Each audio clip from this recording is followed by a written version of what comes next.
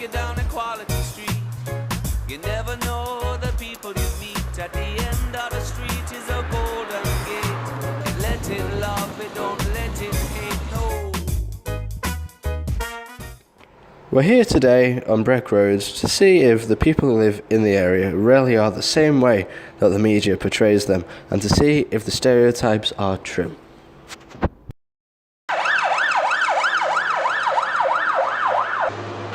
This used to be the bank of Breck Road until it closed down after it got robbed by a 15-year-old. It's also been robbed on numerous other occasions as well by armed assailants. Yes, so now the bank's closed down. So we're here with Debbie. Hi Debbie. Hi. From the and she works in the library on Breck Road. So what's it like working in the area? Working in Breck Road is brilliant. I did have misconceptions about working here. I've been here now almost 3 years, and I was scared about taking the job because of the reputation Breck Road's got. But Breck Road is like every inner city area, every Liverpool area really, where it's got the majority of the people are absolutely lovely. A lot of them were brought up and have lived here all their lives.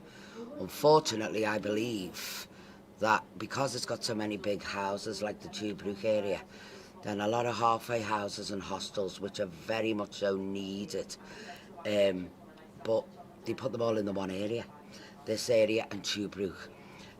So if you're going to get people with problems, and a lot of them are addicts, living in the same area, it's going to bring its problems as well. I mean, I think there would have been an outcry if they'd have done the same in the south end of the city. But from my point of view, I've loved every day I work here. The people that come into the library are absolutely lovely, and yeah, I feel for them sometimes because of the demise of their road, but it's been allowed to go like that, I believe.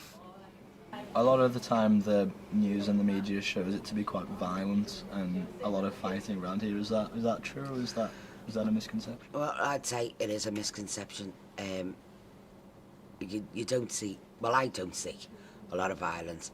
I see a lot of young people with nothing to do.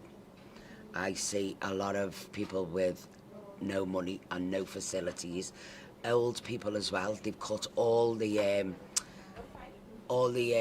luncheon clubs, and isolation's a big problem, a really big problem. But as for violence, I'd say no more so than any other area.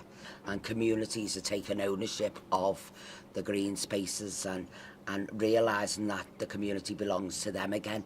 And there's so much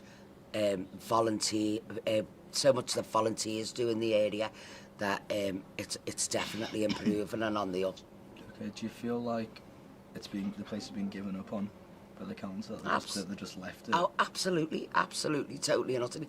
And you know what? I'm not really akin to so much blaming the council on this one. I think this has come from government. I think this is with the welfare cuts. I think this is where because the council's got an awful job on its hands trying to make the money spread, and the core things are going, you know, to prevent, as I say, isolation, regeneration of the area. A lot of that is coming on the back of the football club and all that, and I don't think government is doing enough, if anything at all, to help the situation. Why do you think that is? Well, I think because, in my opinion, probably because it's predominantly Labour, and probably always will be and always has been. So they see it as not really worth investing in because they're not getting a vote from it. Oh, okay. That's how I see it. That makes sense. So in my excursion today in Breck Road, it has become quite apparent to me that the reputation of the inhabitants has been quite skewed by the media, and that the place is nowhere near as bad as it's made out to be. And in fact, it's just like a normal little place with just people just trying to get by, and I haven't been stabbed, I haven't been shot, I'm perfectly